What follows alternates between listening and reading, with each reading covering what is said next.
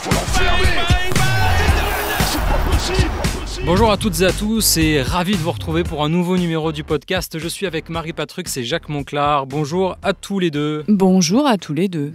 Bonjour Marie, bonjour Nico, bonjour à tous. Alors, Indiana est revenu à 2-2 hier soir dans sa série face aux Knicks. New York toujours handicapé par beaucoup de blessures. Et d'emblée, j'ai une question pour toi Marie. Est-ce qu'on n'aurait pas quand même sous-estimé Indiana un tout petit peu trop vite quand il y avait 2-0 et qu'on se disait ces Knicks, ils paraissent un peu au-dessus? Je ne sais pas si on les a sous-estimés. On n'a pas dit que la série était terminée quand les Knicks menaient 2-0, puisqu'à ce moment-là, OG Anunoby quand même se blesse et Jalen Brunson a un mal au pied. Il commence à y avoir quand même beaucoup de bobos là-bas. On peut ne pas oublier que les Pacers n'ont jamais perdu à la maison dans ces playoffs, donc on savait que ce serait un déplacement difficile pour les Knicks. Je ne pense pas qu'on les ait sous-estimés. Et peut-être qu'on pensait que la petite baisse de forme, enfin la grosse baisse de forme des Knicks arriverait plus tard dans la série. Et là, je pense que la courte défaite dans le match 3 leur fait très mal. Ils pensaient peut-être le gagner celui-ci et pouvoir un peu gérer, aller gagner la qualif au Madison. Là, j'ai pris l'impression qu'ils sont très fatigués et qu'il y a peu de solutions en fait. C'est ça qui me fait un peu peur pour eux, alors que les autres sont pleins de bourre. Ils perdent pas chez eux. Ils sont revenus à 2 partout. Tout peut arriver, mais bon, vu que tout le monde protège son terrain, le match 7, c'est au Madison Square Garden, donc rien n'est terminé. Est-ce qu'on ira jusqu'au match 7 ? Ça, par contre, c'est la question, parce que c'est vrai que la blessure de Anunoby, qui est déjà annoncée out pour le Game 5, peut-être de retour pour le 6, mais c'est très incertain. En fait, on critiquait à un moment Thibodeau de fait ses rotations un peu courtes, mais en fait, là, il a quasiment pas de rotation à faire, puisque tout le monde est blessé, en fait. Mais c'est peut-être là qu'il faut se poser les bonnes questions, blessé ou étouffé. On va pas parler du match hier, c'est le match 3, la bascule. Le panier de Nembhard vaut très cher, dans un 4e quart-temps où les Knicks sont déjà fatigués, même s'ils ont dominé le match. Le match 4, il n'existe pas. Et c'est là où il y aurait peut-être pu avoir gestion, mais l'équipe est très courte. Celui qui gagne le match 5 gagne la série, à mon avis. Parce que l'objectif des Knicks, c'est quoi ? C'est gagner 2 fois d'un point, dont une fois avec prolongation à la maison, et pas en prendre 25 ou 30 ou 40, comme tu veux. Au match 5, ça devrait être ça. Après, c'est difficile de gérer à ce niveau-là. On a vu hier des joueurs qui arrivaient au bout du truc. Brunson, certes, est handicapé, mais peut plus passer. Et en tout cas, a déchiré en adresse, même s'il y a des paniers à des moments, mais dans l'installation du match. Josh Hart, d'arriver à saturation. Il joue sans poste. Il n'y a plus de big man. Il n'y a plus, à force, il n'y a plus de big man. En face, on a l'impression qu'ils sont 150, contrairement aux Knicks. Ils ne foutent pas un panier à 3 points et ils sont battus 60-40 dans la raquette. Tu ne peux pas jouer au basket. Tu ne peux pas. On est au bout d'un projet, un peu. Oui, ils sont à bout de souffle, très clairement. Là, les Knicks, alors, si, avec le particularisme, un Brunson retrouvé, un Josh Hart retrouvé, des étoiles alignées, ils arrivent à gagner 2 fois à l'arrache au Garden, ça relèvera du grand exploit. Voilà. Surtout, ouais. Et puis alors, mais le grand exploit a failli avoir lieu avec ce match 3. Bah oui. Où je ne vais pas dire qu'ils ont qu'à fermer la main pour le prendre, mais bon. En tout cas, Indiana, je ne pense pas qu'on les ait sous-estimés. Ils étaient énervants dans leur manière à être un petit peu... en dilettante, quoi. Voilà. Et moi, au-delà d'Haliburton, qui fait très fort, de Miles Turner, qui a vraiment, avec Siakam, dominé physiquement, enfin, dans le match 4, parce que jusque-là, il souffrait. Tu peux rajouter que pour les Knicks, qui vivent du rebond, il arrive un moment, quand tu n'as plus de big men, c'est plus compliqué quand même. Hein. J'adore ce que fait Nesmith et ce que font Nesmith et Nembhard en restant face au ballon défensivement. Ils installent quelque chose qui est nouveau aux Pacers. Et ça, c'est pas McConnell. Mais oui, j'allais dire. Il a beaucoup de teigne. Il est fatigant, McConnell. Il a beaucoup de corps à donner. Rick Carlisle face à Brunson. Ils ont tous trouvé leur rôle là aux Pacers. Ils ont trouvé un mécanisme un petit Top peu... 10, Obi Toppin. Mais oui, non, mais tout le monde a trouvé sa place. Jackson, tous. Et je trouve qu'on voit que cet effectif est très étoffé. Que finalement, s'il y en a un qui va moins bien, il y en a, regarde, Haliburton hier, t'as TJ McConnell, il sort du banc et il te met 15 points en 20 minutes. C'est quand même formidable, tu vois. C'est un peu ça aussi que montrent les playoffs, je trouve. C'est quand une équipe a des petits éléments un peu partout qui vont réussir à faire la différence. Cette équipe qui était toute sauf euphorique quand elle est à moins 10 contre les Knicks dans le 4e ou fin de 3e du match 3, elle a dépendu de ce mano à mano, ce bras de fer, les stops qu'ils ont fait dans la fin de 4e. Un arbitrage qui avait été aussi alors en faveur des Knicks, on va dire, pour synthétiser avant, et qui a basculé là du côté de l'équipe à domicile, ça a été... Comme souvent en play-off, on a envie de dire, finalement. Je sais pas si on peut dire ça. Non, je suis pas d'accord avec ça. Non. Ah, ça joue toujours un peu, voilà. Là, on peut dire que les Nuggets ont été plutôt bien sifflés hier, si tu veux. Contraire, mais alors qu'on était à Minnesota, le plus dur, on a laissé jouer, quoi. Si tu veux, comment ça, les Nuggets hier, ouais. C'est un peu un statut différent parce qu'ils sont champions. Oui, mais par exemple, même pour les Nuggets à 0-2, la première mi-temps à Minnesota du match 3, t'as pas intérêt à te laisser marcher dessus. Sans ça, c'est comme les requins, ça. Tout arrive en même temps. Hein. Et en plus, t'as pas de bol. L'odeur du sang. Voilà. Et bien content que le bus s'est pas crevé pour rentrer à l'aéroport. On passe justement à cette série entre Minnesota et Denver, de 2-0 à 2 partout. Personne n'a gagné à domicile dans cette série. Denver qui a retrouvé de sa superbe. C'était pas une mince affaire après les 2 premiers matchs où on avait l'impression que Minnesota, pour le coup, dévorait ses Nuggets dans l'intensité défensive. C'était impressionnant. Jamal Murray bousculé comme rarement. Et puis, comme un champion, en fait, les Nuggets qui prennent les 2 à Minnesota. Et cette nuit, ils ont fait un sacré boulot pour jamais laisser vraiment revenir Minnesota dans la partie. Ils ont toujours eu ces 10-15 points d'avance. Et ça a suffi. Mais il y a une méthode, elle fonctionne. Ils ont été fébriles quand même, les Nuggets. Hein. On se souvient de la bouillotte lâchée par Jamal Murray, qui quand même s'en sort bien dans cette histoire, puisqu'il joue encore et qu'il n'a pas été suspendu. C'est après le deuxième match. Enfin, c'est dans le deuxième match. Oui, mais bon, c'est le moment où quand même on ne les sent pas au top, les Nuggets. Mais ils ont su se remettre à l'endroit, avec Nikola Jokic qui est un MVP, que je joue comme MVP, Aaron Gordon qui est formidable, à 11 sur 12 hier soir. Là, pareil, moi je trouve que chacun a son carton. Jokic qui ferme la boutique à la fin, Aaron Gordon qui met tout le monde bien, Jamal Murray qui fait un gros 3e carton. Ils ont repris la main, quoi. C'est vraiment... dans la domination mentale, en tout cas, ils sont bien remis, même si Anthony Edwards a mis 44 points hier. Et ils ont moins défendu, les autres et ça a permis à Denver de faire bouger beaucoup mieux le ballon. Il y a eu beaucoup de tirs ouverts, je trouve, dans ce match pour Denver. Et contrairement au début de la série, et maintenant ça tombe dedans et ça change pas mal de choses. C'est un peu, comment dire, je vais essayer. Minnesota arrivait à contrôler l'impact de Jokic en mettant de l'agressivité près de lui, que ce soit de Cat Towns ou de Reed, avec Rudy en chasseur derrière, en aide, qui défendait sur Gordon et qui prenait le risque du scoring de Gordon. Je rappelle que Gordon, dans la série, il a fait 1 sur 10 à un match et il fait 11 sur 12 là. C'est 10 sur 10 à un moment hier même. Oui. Jamal Murray était contrôlé par Conley, par Anthony Edwards, par McDaniels et par Alexander Walker. Et cette espèce de duel canadien, il finit par le gagner en ce moment, Murray. Murray, il a été dans le mur, il a frôlé la suspension où il l'aurait mérité, pas mérité, c'est un autre débat. En tout cas, il joue. Et il a été l'évolution de cette équipe, elle est formidable parce que même, je vais aller plus loin, Murray est revenu en leader dans le 3e match alors qu'il était boué de partout, et dans le premier quart-temps du 3e match, Jokic il est pas bien dans les réceptions de balles, il a pas de bol au rebond, il se resitue pas comme il faut, et c'est Murray par sa réussite qui a emmené l'équipe à prendre confiance. Caldwell Pope, dont on parle jamais, mais qui est toujours là, et ils se sont remis, et là, le Joker, il est remonté. Et lui, il est en poker face, parce qu'il n'était pas content après l'histoire de la bouillotte, parce que si la bouillotte, ça fait un match de suspension, ils sont à Cancun. Ils sont à Cancun, c'est clair. Et ils ont trouvé aussi Christian Brown, qui redevient efficace en sortie de banc, alors que il n'a pas fait une immense saison, c'est une rotation réduite. Et de l'autre côté, ça s'étouffe. Ça s'étouffe parce que Karl Anthony Towns n'est pas stable mentalement.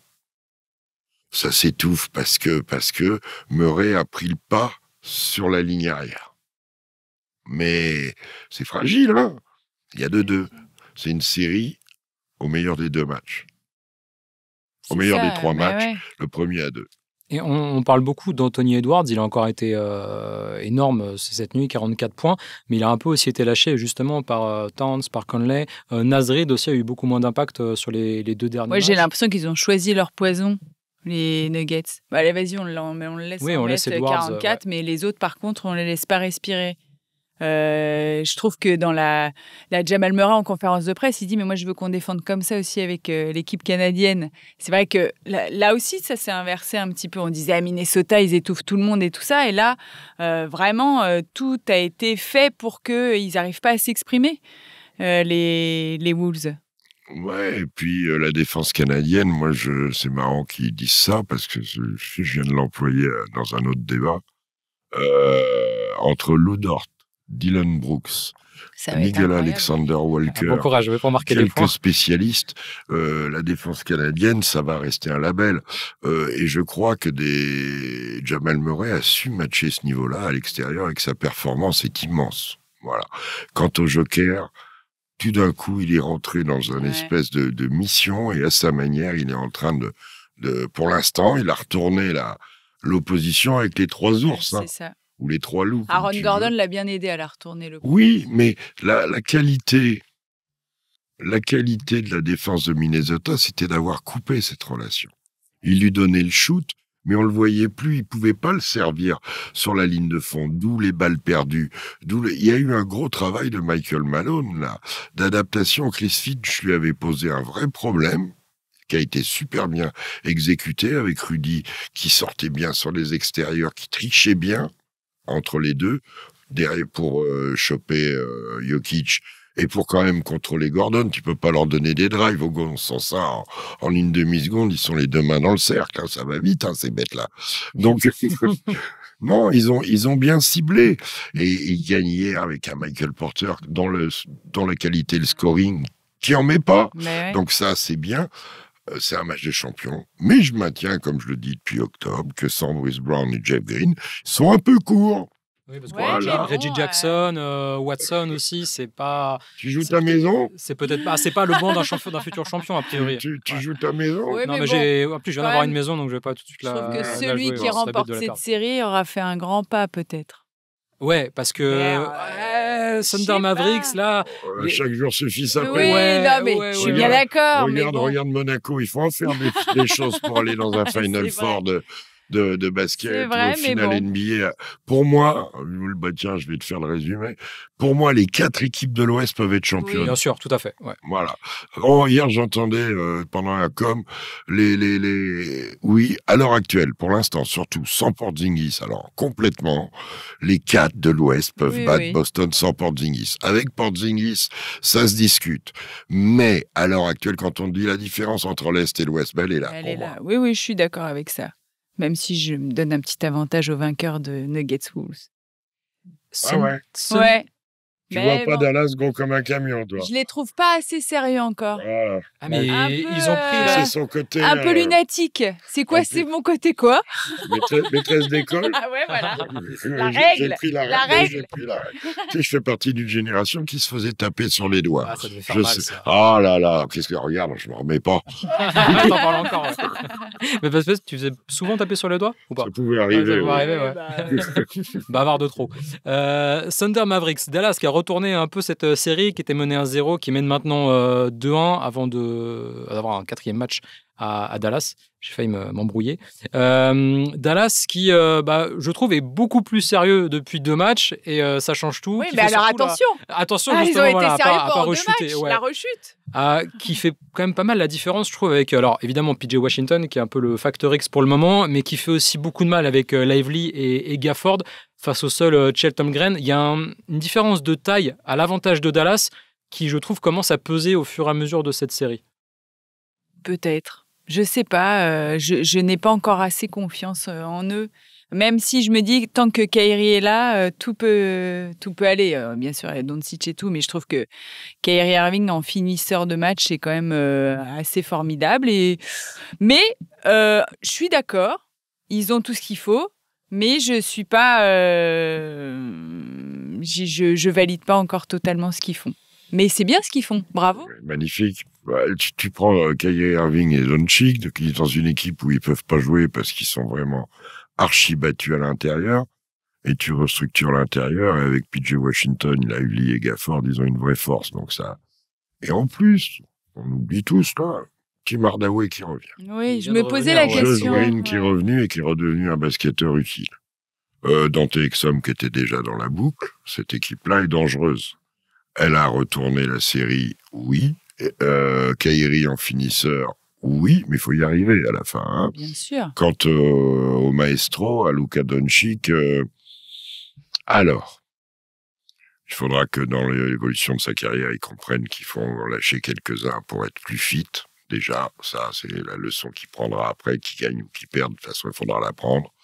Hygiène de vie, je sais pas. Enfin, il a une nature comme ça, il faut qu'il fasse gaffe.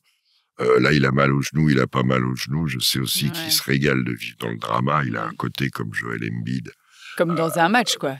Il vit tout tellement à fleur de peau que tu as l'impression qu'il est out pour 6 mois et il va te coller un panier à 3 points sur l'action qui suit. Il est comme ça. Donc, mais il a la capacité à dominer les matchs, à faire jouer l'équipe au rythme où il veut et à faire jouer le match au rythme où il veut. Il est infernal. En face, c'est vrai que c'est un peu petit derrière Holmgren, on le savait. Oui, on le savait déjà, bien sûr. On n'est pas surpris.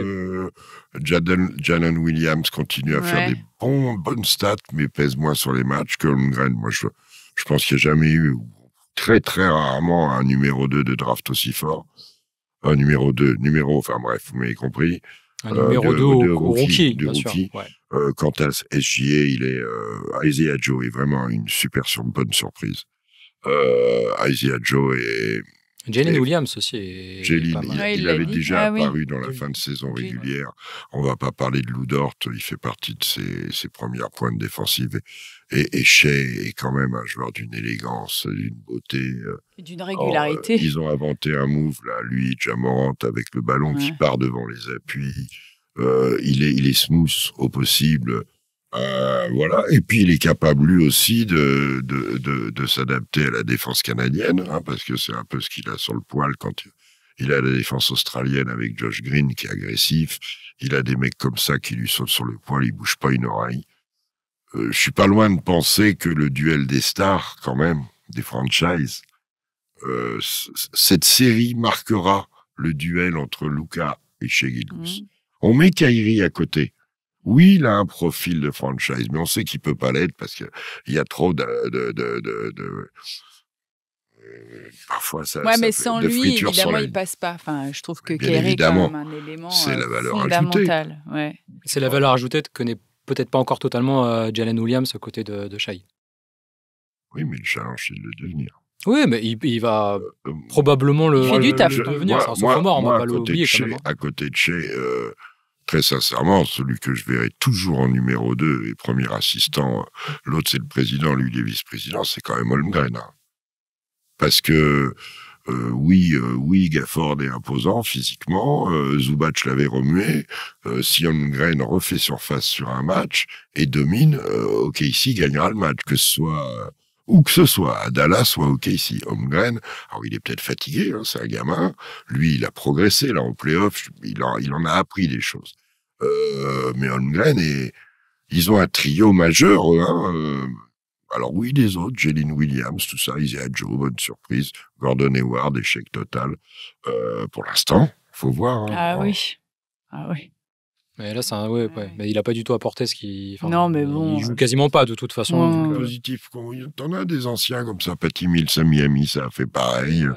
Gordon Hayward, quand c'est la fin, c'est la fin. Hein. C'est fini. Voilà, merci.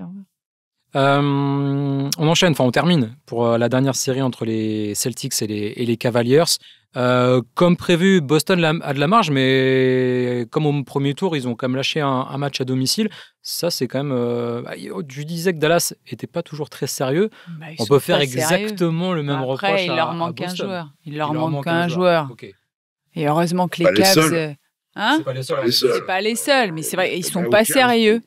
Ils sont pas sérieux. Les Cavs aussi ne peuvent ne pas être Est-ce qu'ils sérieux. peuvent l'être? Qui? Les Celtics? Moi, je trouve qu'ils doivent l'être. Mais qu'est-ce que t'appelles? Il arrive un moment où moi, c'est comme quand on dit Mais pas j'ai mouiller le l'impression- maillot. Attends, Ah je oui. te pose une question. Oui. Comme quand on dit, il mouille pas le maillot. Ouais, enfin, si les mecs, faut qu'ils passent à la douche avant d'entrer sur le terrain, le maillot, il sera mouillé. Être pas sérieux, ça veut dire quoi? Mais je pense que c'est une équipe qui doit être supérieure aux Mais comment, Cavaliers matérialisons-le. En défense, en attaque, dans tous les Sur à domaines. peu près tous les secteurs de jeu, Boston est censé être au-dessus de Cleveland. Surtout quand tu as Darius Moi, je Garland pense qui fait pas une qu'une série équipe extraordinaire. Comme. Qui a dominé comme ça et qui est attendue par tout le monde aussi loin dans une saison doit arriver en étant plus maître de... Vous auriez imaginé que ce soit un rouleau compresseur. Non, mais tu perds pas à domicile. Tu peux en lâcher un ou deux à Que ce l'extérieur. soit- je trouve que cette sensation de rouleau compresseur, je m'attendais à la voir en regardant les Celtics en play-off. Alors, c'est parce que vous l'attendiez que vous êtes surpris. Elle est naturellement comme ça. Oui, Je voilà. comprends ce Ouais, que mais vous on aimerait bien que ça Voilà. change. Non, mais je Ça pensais s'améliore, que- sinon tu gagneras pas le titre. C'est ça le souci pour Boston. Mais tous, ils ont ce souci-là. Hein. Je veux dire, Boston, c'est quand même la nature de cette équipe.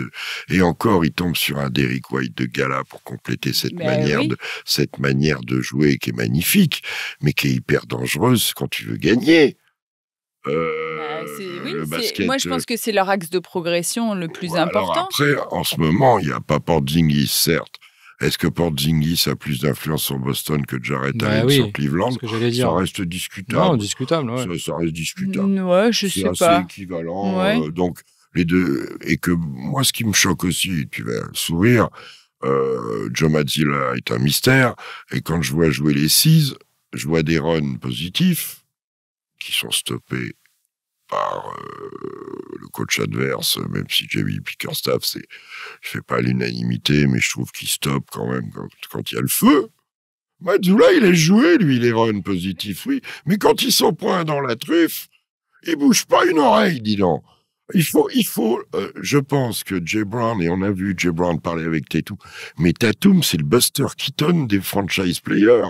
Ça devient quand même, je sais qu'il travaille sur lui, je sais qu'il a envie, mais communique un peu. On voit Jay Brown qui va lui parler, et heureusement qu'ils ont alors Ford, l'autre, le Derrick White, qui a un bonheur, le petit Pritchard qui joue à 300%, mais ils ont pas de marge. Parce je sais pas, ils ont pas cette dureté, ils ont pas, mais elle est comme ça, cette équipe.